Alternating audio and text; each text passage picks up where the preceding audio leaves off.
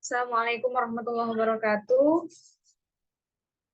Okay, today I will present about problem in phonemic analysis. Next, table of context. The first is affricates, the English vowel system, syllabic consonant, cluster of with plosive, S G H W A, distinctive features, and conclusive. Next.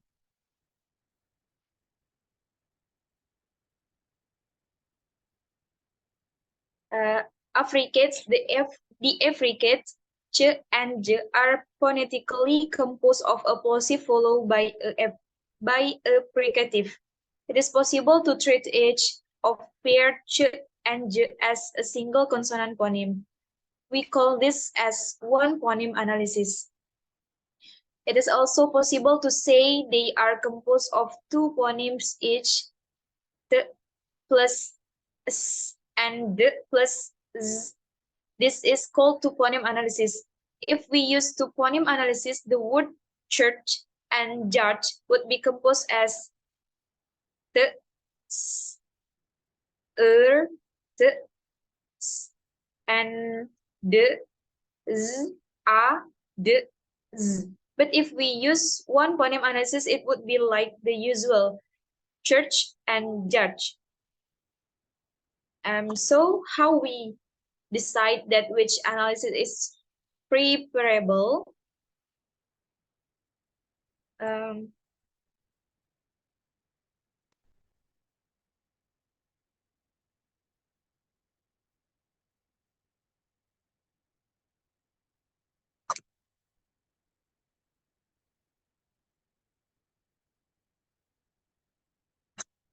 The two phoneme analysis has one main advantage, that if there is no separate of ch and j, then the total set of English consonant is smaller.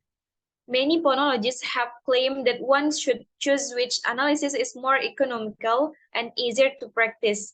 However, it is one phoneme analysis that is generally chosen by phonologists. There are several arguments, but none of them is conclusive.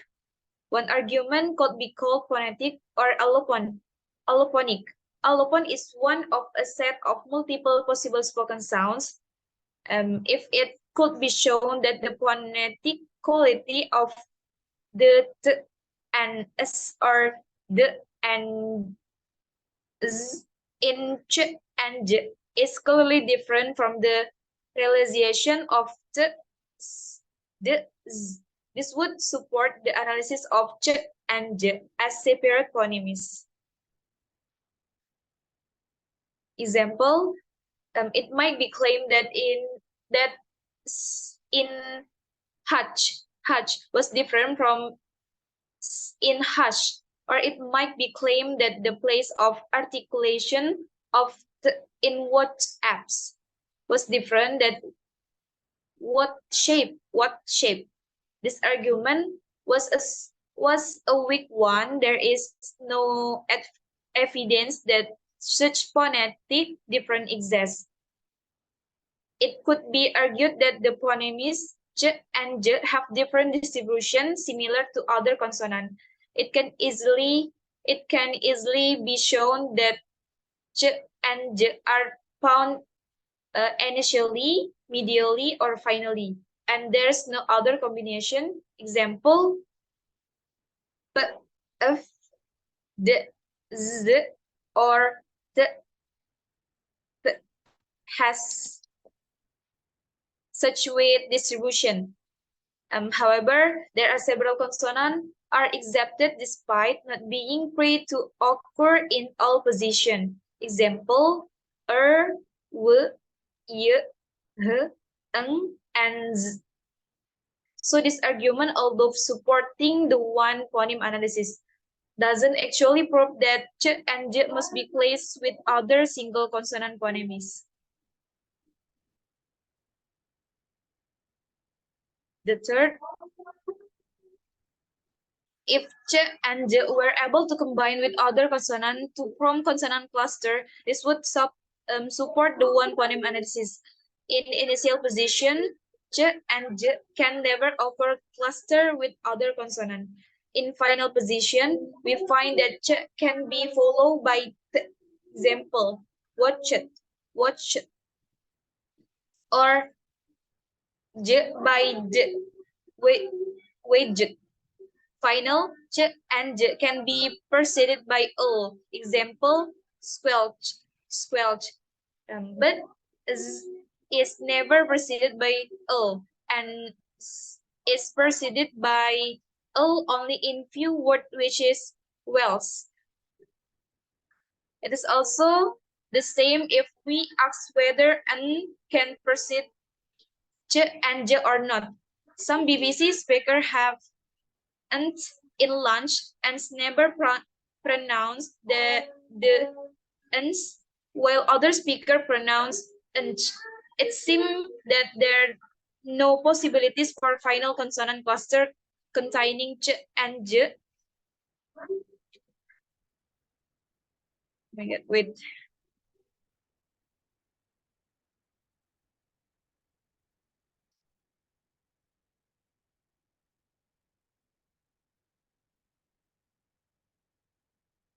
It seems that there are no possibilities for final consonant cluster containing ch and j except that the final l or n and post-final t and d.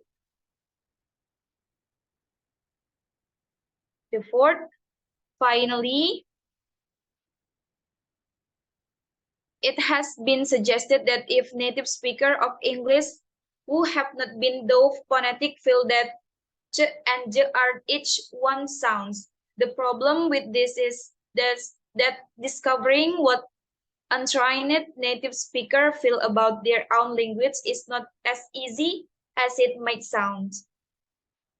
There would be question that need to ask, like, would you say the word chips begin with one sound like tip or with two sound like trip?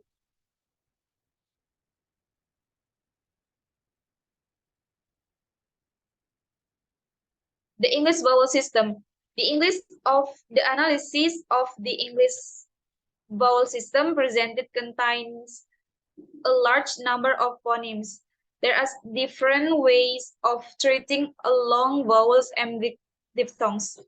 The first, treating a long vowel and diphthong as composed of two vowel phonemes, starting with a set of basic or simple vowel phonemes, e, e, u.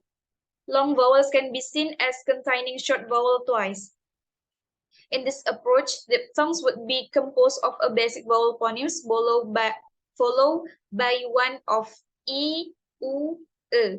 Triphthong would be made from a basic vowel plus one of e, u, followed by e, and would therefore be composed of three phonemes. The second, treating long vowels and diphthong as composed of a vowel plus a consonant. Long vowels and diphthongs are composed of a basic vowel phoneme followed by one of y, w, h, and Thus, diphthongs would be made up like this. Example, a, u, u. Long vowels like e, u, a. Thus, inequality of distribution is corrected for consonants that do not otherwise occur finally in a syllable. Naturalization. Naturalization of E and E to E, A, case where contrast between phonemes which exist in other places disappear in certain contexts. Syllabic consonant. Syllabic consonant are a problem whereby they are phonologically different from their non-syllabic counterparts. For below, how do we account for the following minimal pairs?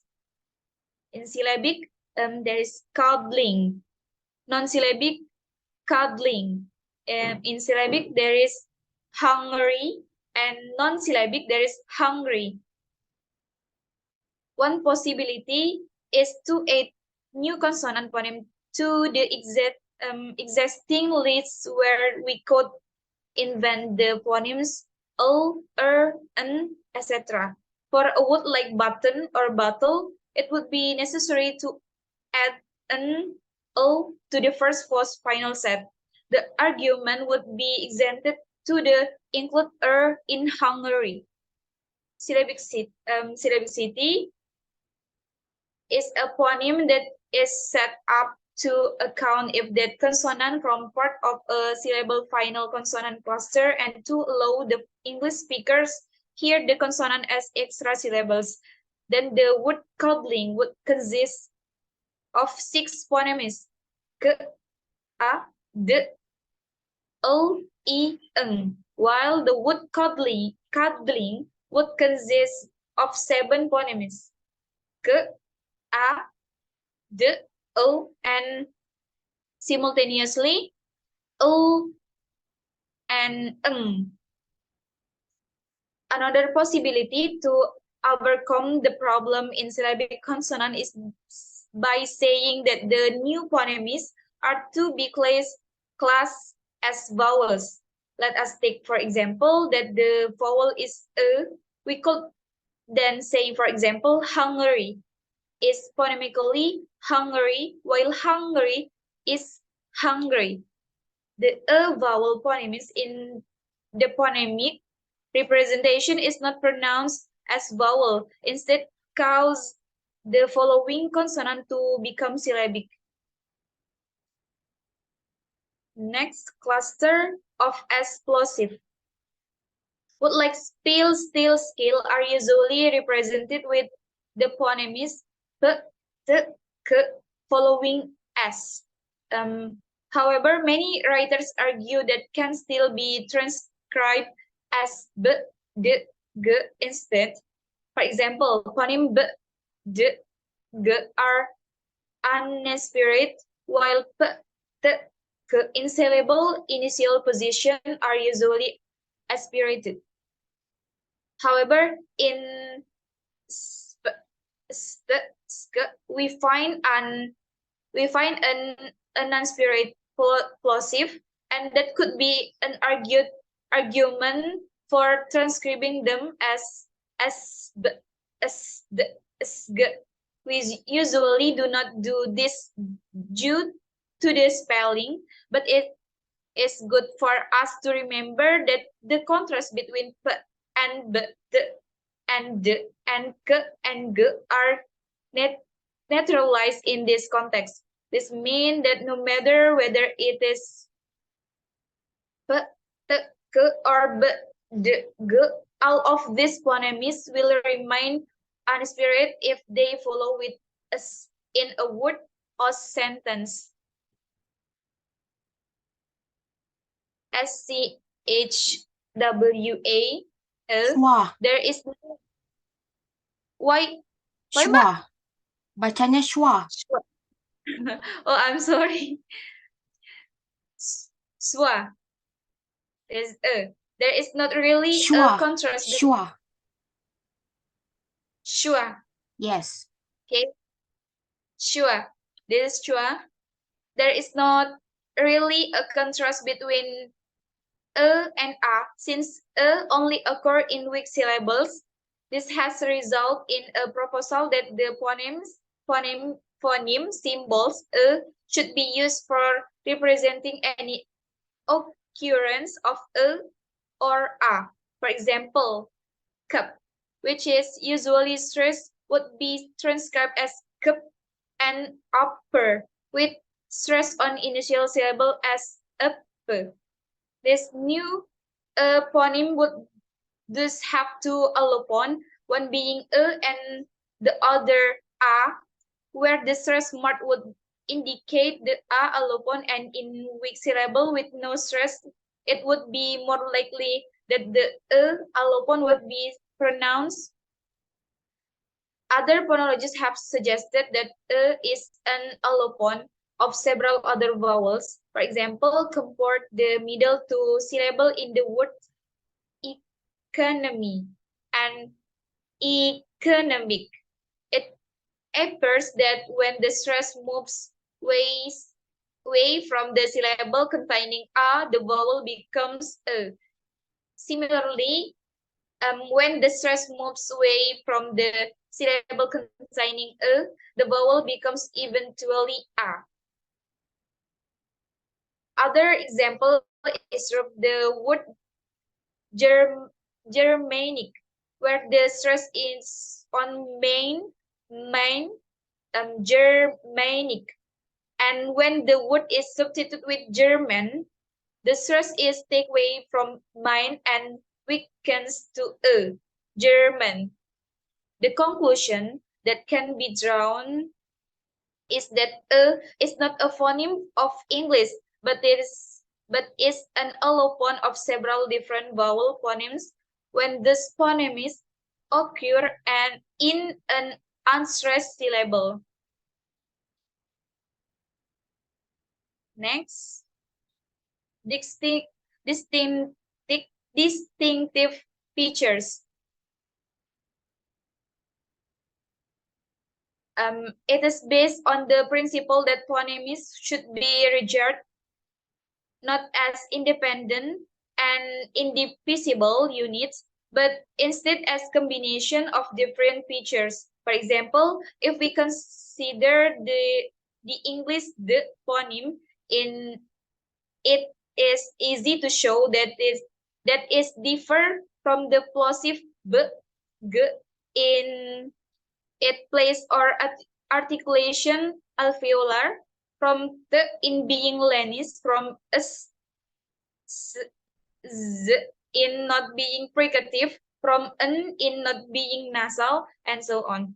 If we study back all these consonants and see which feature the possess, we will come out with a table where if the sign is plus main that a phoneme does possess that feature, and if the sign is main that the phoneme does not possess the feature.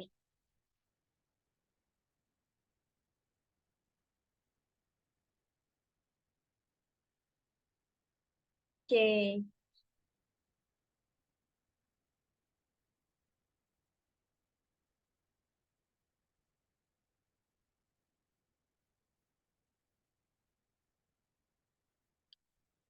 Mm, maybe that's all from me. Have you any question?